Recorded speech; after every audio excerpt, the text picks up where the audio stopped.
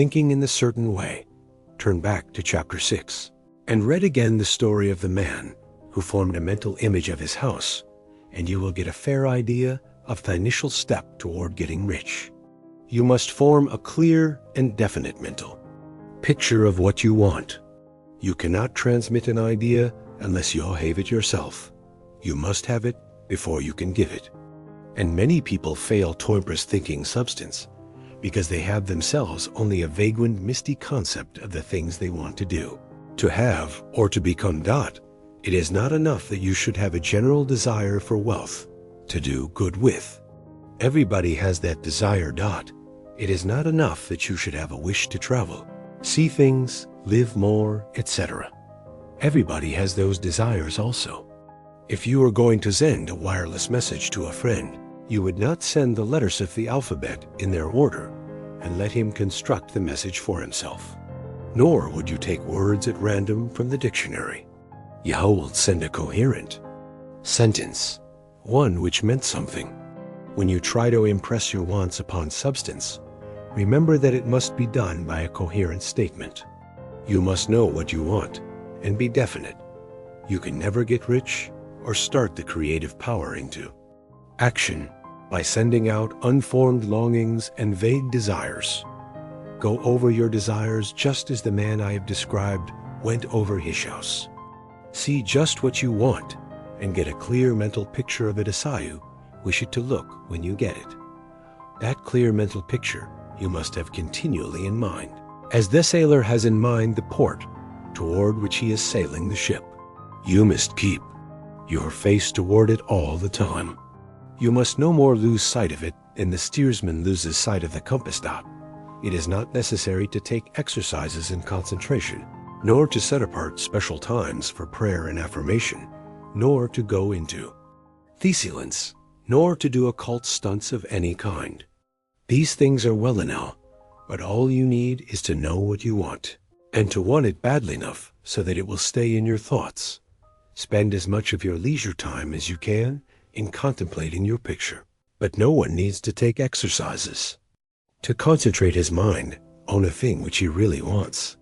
It is the things you do not really care about which require effort to fix your attention upon them.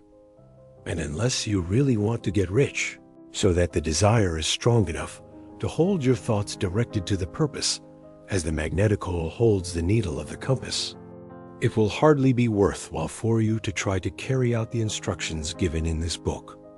The methods herein set forth are for people whose desire for riches is strong enough to overcome mental laziness and the love of ease and make them work. More clear and definite you make your picture then, and the more you dwell upon it, bringing out all its delightful details, the stronger your desire will be. And the stronger your desire, the easier it will be to hold your mind fixed upon the picture of what you want. Something more is necessary, however, than merely to see the picture clearly. If that is all you do, you are only a dreamer and will have little or no power for accomplishment. Behind your clear vision must be the purpose to realize it, to bring it out in tangible expression. And behind this purpose must be an invincible and unwavering faith that the thing is already yours, that it is at hand, and you have only to take possession of it, live in the new house, mentally, until it takes form around you physically. In the mental realm, enter at once into full enjoyment of things you want. Whatsoever things ye ask for when ye pray, believe that they receive them, and ye shall have them. Said Jesus, see the things you want as if they were actually around you all the time. See yourself as owning and using them. Make use of them in imagination, just as you will use them when they are your tangible possessions. Dwell upon your mental picture until it is clear and distinct, and then take the mental attitude of ownership toward everything in that picture. Take possession of it in mind, in the full faith that it is actually yours.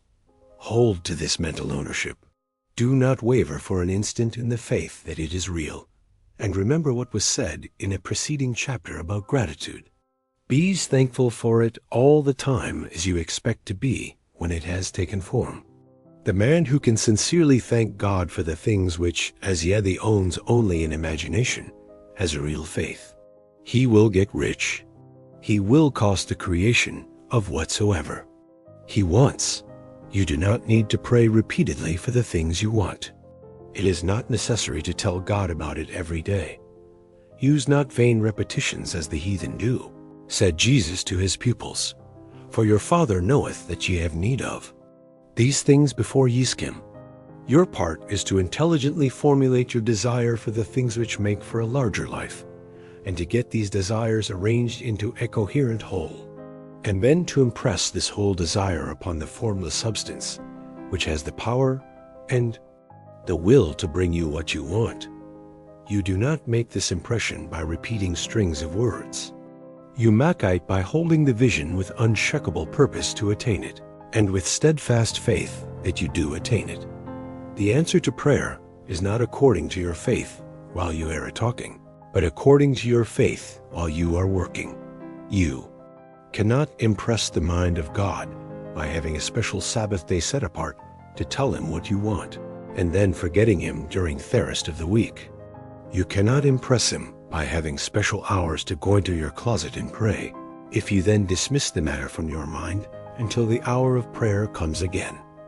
Oral prayer is well enough and has its effect, especially upon yourself, in clarifying your vision and strengthening your faith. But it is not your oral petitions which get you what you want. In order to get rich, you do not need a sweet hour of prayer. You need to pray without ceasing. And by prayer, I mean holding steadily to your vision with the purpose to cause its creation into solid form, and the faith that you are doing so, believe that they receive them. The whole matter turns on receiving once you have clearly formed your vision. When you have formed it, it is well to make an oral statement, addressing the Supreme in reverent prayer. And from that moment you must, in mind, receive what you ask for. Live in the new house, wear the fine clothes, ride in the automobile, go on the journey, and confidently plan for greater journeys. Think and speak of all the things you have asked for in terms of actual present ownership. Imagine an environment and a financial condition exactly as you want them, and live all the time in that imaginary environment and financial condition. Mind, however, that you do not do this as a mere dreamer and castle builder. Hold to the faith that the imaginary is behind realized, and to the purpose to realize it.